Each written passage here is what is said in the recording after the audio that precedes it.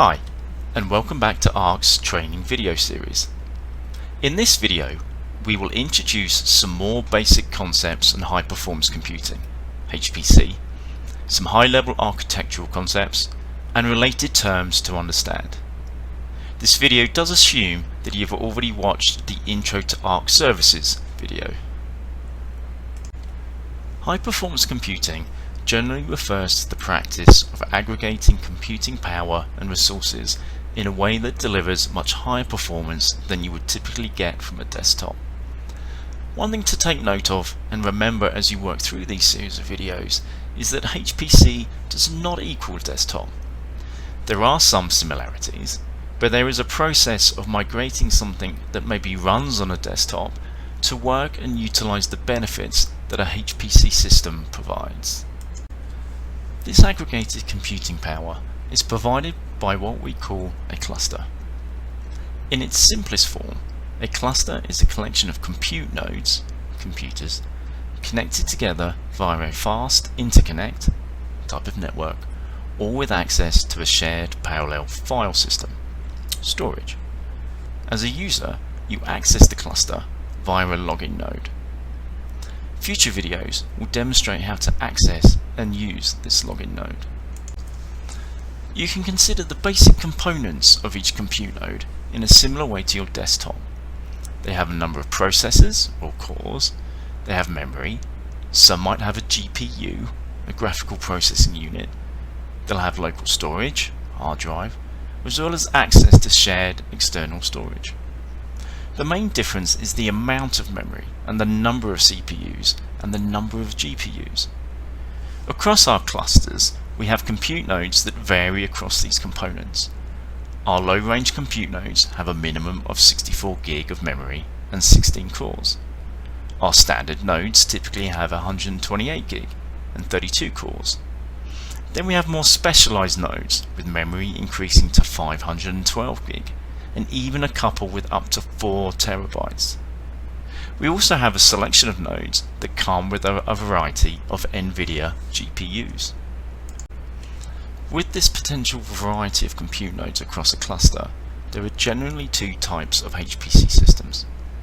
There are homogeneous systems where all nodes share exactly the same architecture, i.e. each node has the same number of CPUs and type, the same amount of memory. Heterogeneous systems, on the other hand, have nodes that can vary architecturally. What we do on these systems is to group similar compute nodes into named partitions, which if a user specifically requests, then they know the type of compute nodes they are getting. Teton, the name of one of our core clusters, which has over 600 connected compute nodes, is a heterogeneous system. The final term that we will introduce is the idea of the condominium model. ARC as a service is available to all researchers, and as such, all researchers can use our core cluster called Teton. To facilitate this, we use the Condo model. This allows researchers to invest into the cluster, purchasing additional compute nodes that they get priority to use. But when not in use, these compute nodes are available to the rest of the community. If an investor wants to use their compute nodes, but someone outside of their project is currently using them, we preempt these existing jobs.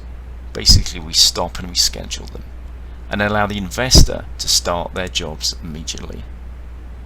This is managed by defining investor partitions that specifically define the compute nodes purchased by that researcher.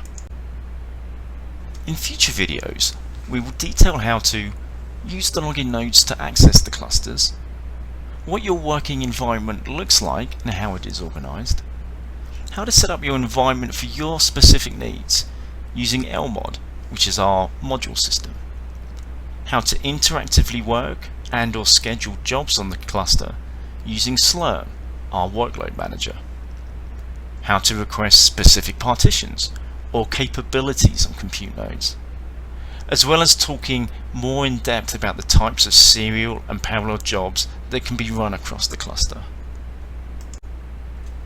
To summarize, in this video we have introduced a high-level architectural overview of what a HPC cluster looks like, how clusters can be divided into partitions that can be defined by compute node type and/or investor purchase nodes, and the idea of the Condo model that allows a more open and usable cluster.